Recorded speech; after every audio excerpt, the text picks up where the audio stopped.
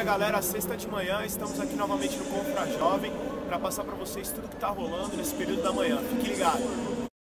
Em ti eu tudo posso, não há limites, minha força está em ti, nada é impossível. Em ti olhos se abrem, muralhas caem, estou vivendo pela fé, nada é impossível.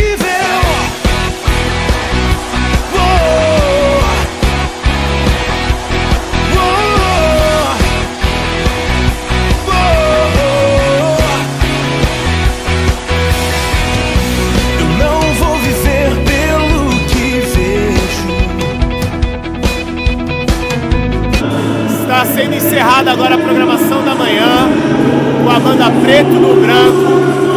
Muito legal o som dos caras.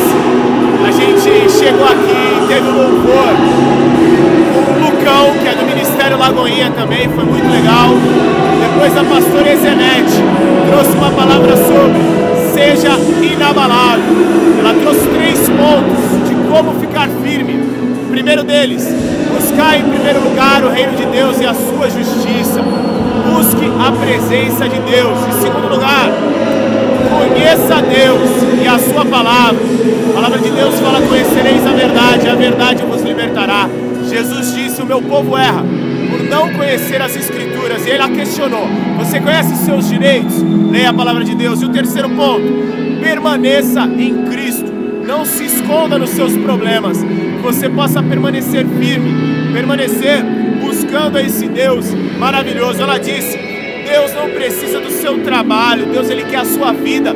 Fique firme e a obra, o servir vai ser consequência. Que possamos ficar firmes. Hoje, sexta-feira pela manhã, ainda temos a programação da tarde com workshops, à noite com um culto abençoado. Fique ligado no Confra Jovem 2016. Assista, reflita e pratique.